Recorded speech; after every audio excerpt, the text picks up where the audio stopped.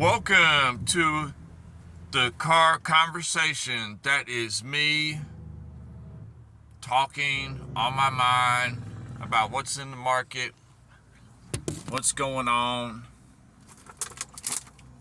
or my behaviors, our behaviors, just anything and everything. That's kind of what I do when I'm recording any type of video while I'm in the vehicle. Thank you to my friend who sent me a car mount or phone mount for your car. I appreciate it. That's very nice of you, my friend. You're looking out for me. I appreciate it. I think they had seen some of my videos where my phone would fall down,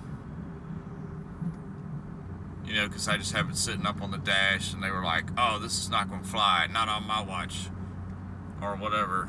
And they sent me a phone mount for my car. So that was very nice of you. Thank you.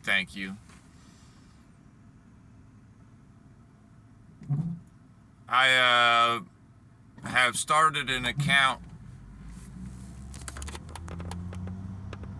Oddly enough, you know, we know about the pound dollar trade that we have in the works right now.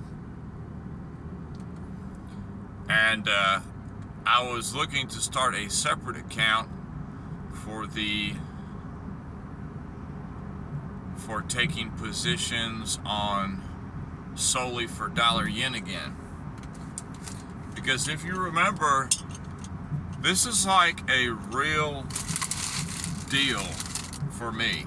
You know, it might not make a hill of beans to some people, but this could help you if you know, getting to that point or working to get to that point. This is why I'm so glad that I've recorded a lot of my stuff. It's not like I'm helping anybody. It really helps myself, you know. It's just like a book, essentially. It's just an ongoing book of me and my trading career. And I kind of like it because, you know, it was not very long ago, it was just a few months ago, we had the analysis of dollar yen is gonna cool off and it's gonna go down to like the 140 area. Okay, that was our analysis, and that was like a long time ago, months ago. Oh, you think I'm bullshitting? Please. You can just go back in the videos and just watch what I was talking about dollar yen on a few months ago. My personal analysis. I'm not a professional. It's just me. So,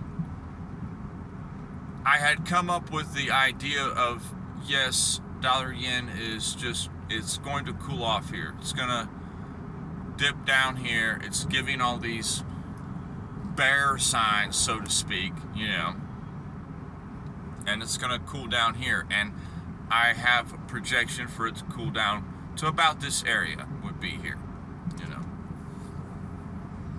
And what happened was, as what's happened a few times in my trading career, is that we had gave it a few attempts on getting in at the highs to go short, because you want to short the high, you don't want to short the low.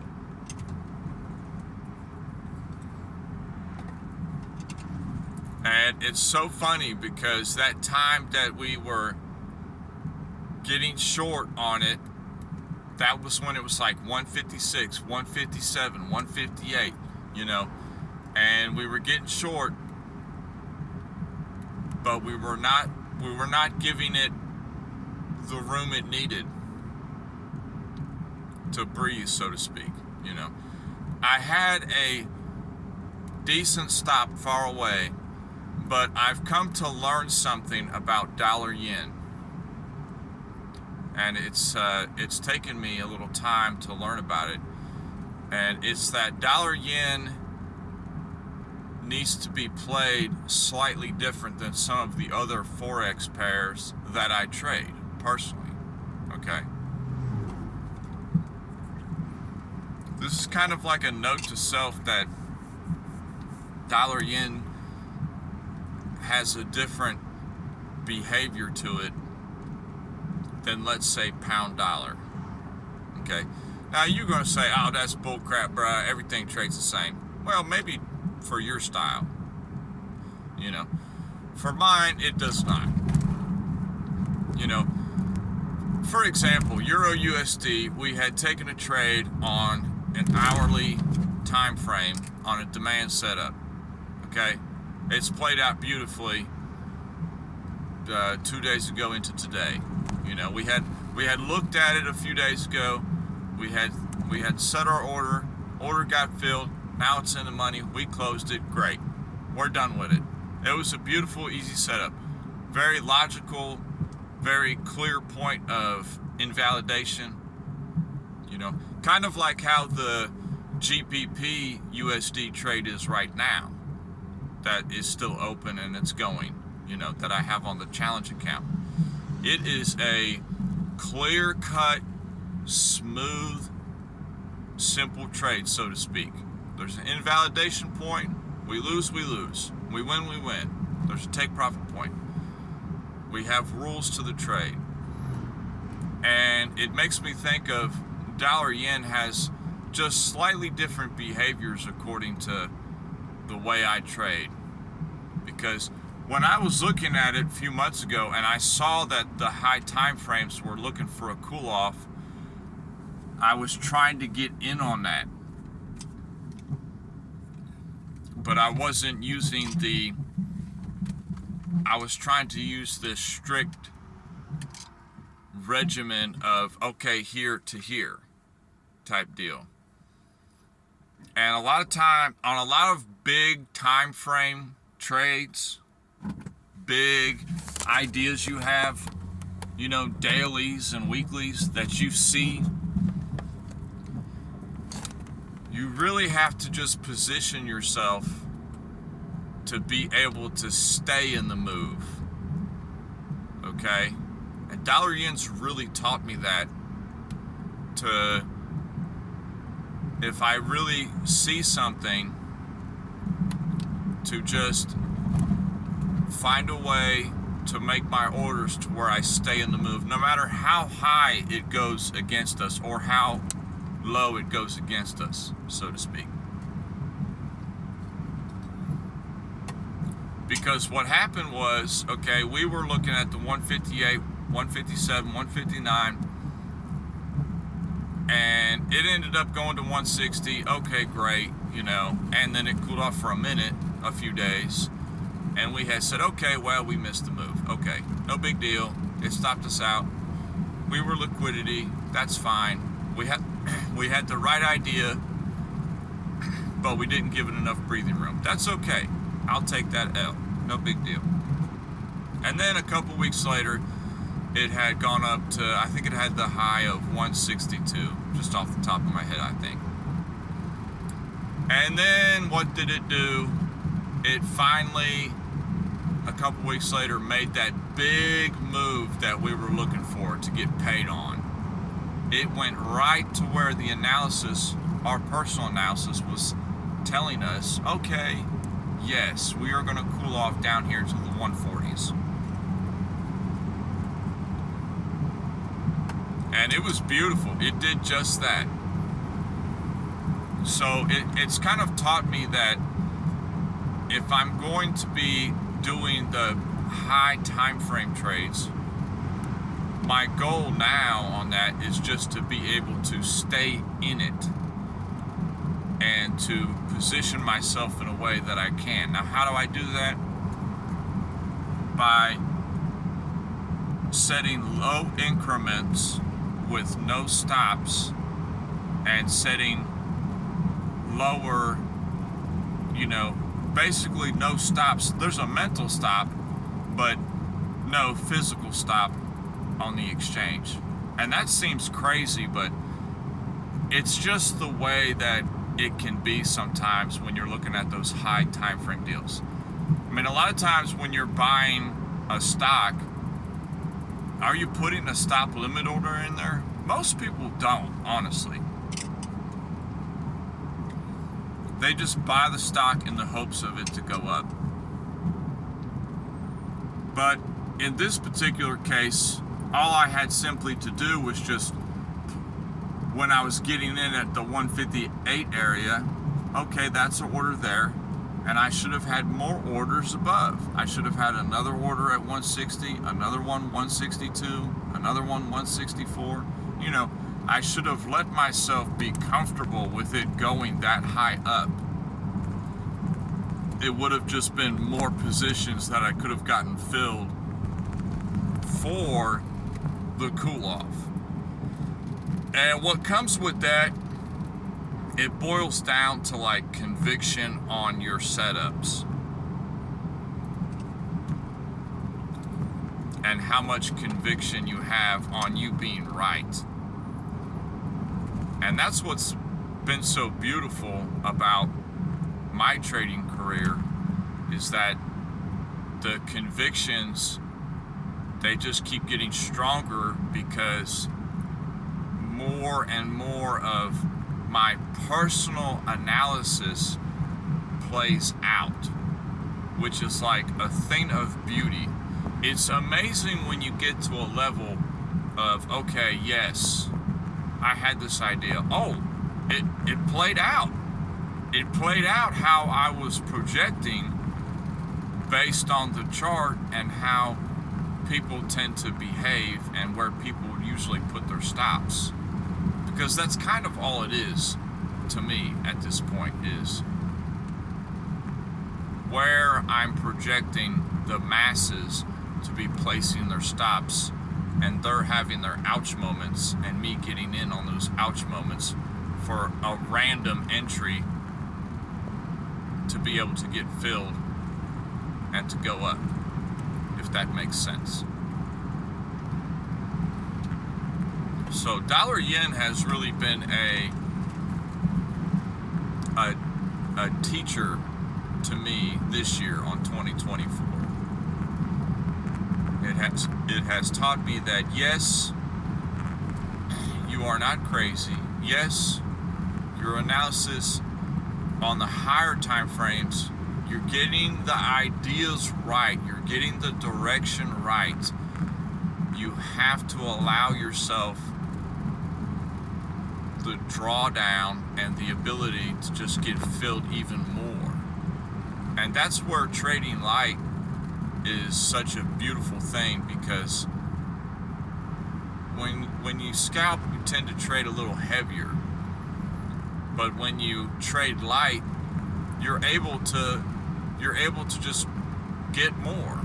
For example, you know, if it goes lower, great, you just buy more. If it goes higher, great, you just sell more. Because it's not taking any kind of chunk out of your capital that you have, which is precious. So that was a really good life changer. And other than that, it's just a thought I had today. I figured I'd share. You have to either A, write stuff down, draw stuff out, or just record stuff, and it will help you. It's crazy to say, but you know, a lot of people, they make YouTube channels to like do something. That you want to start a YouTube channel because you want to start this, or you want to start that, or you want to become some mentor, or you want to become some teacher, you know.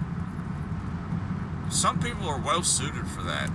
You know, this channel, it's like, it's silly, but it almost seems more of like just an open book journal than anything that I tend to look back on and say, oh yeah, I was talking about that position, and oh yeah, that did play out. Or you know, I was talking about that a couple weeks ago, but why didn't I do that? You know, that goes against what I'm about, you know.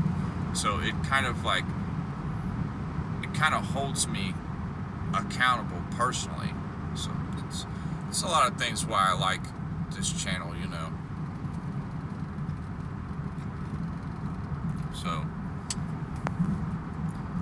you can think of it what you will. It's just a personal thing. It really helps me hold myself accountable, and it ups my game tremendously. But other than that, I haven't checked Euro USD. I checked it at the market open at 9 a.m. Eastern time, and it made a beautiful move up. We got paid on that. That was gorgeous. You know, and generally on Euro USD, I'll be honest, I generally am just trading the 5-minute time frame on that. But I zoomed out a little bit and I noticed there was a pretty, what I deemed to be a clear demand area on it. And I said, okay, well, let's just wait. Let's just wait. And I placed a limit buy down there. It's so funny how it can, just waiting a couple days, you can get filled, because I had eyeballed that on Thursday of last week, I think. And it didn't get filled till, you know, yesterday, early hours, pre-market hours, during like the US Brink session, honestly. And it was nice to see that get filled and play out. That was a thing of beauty. Because on the 5-minute, I wasn't really getting any clear signs of, okay, you know, sell here, buy here, you know. But when I looked at the 1 hour, I saw what I deemed to be a clear buy area. And sometimes that's another kind of note, is if you don't see your setup, you don't see it. You know, you can't force it. And I need to not force anything if I don't see it. Because the 5-minute, going back, looking at it now, clear as day, don't know why I was trying to short that. It already had made the move, you know. And, you know, there was like 3 in a row that was no good. So it was like, okay, something else is going on here. Let me just wait. Let me just do its thing. Sometimes you just gotta sit back, let price do its thing, and see if there's another opportunity elsewhere. It's hard to do that because, you know, if you already have money, then you're not too worried about it. But if you're growing your account, if you're working on making money, you know, then you're going to be looking for things that aren't there, so to speak. And that's always an ever ongoing issue, is fighting that need to take something even though it's not the A+ setup, so to speak. That's all I got. I love everybody. I hope everybody has a great day. And hopefully we have some good news on that GBP USD trade. I'm not sure. I'll find out later today or tomorrow. We'll finally get some closure on that thing and see what's going on, whether it's gonna give us the W or change our minds otherwise. And we will catch everybody on the next video. See ya.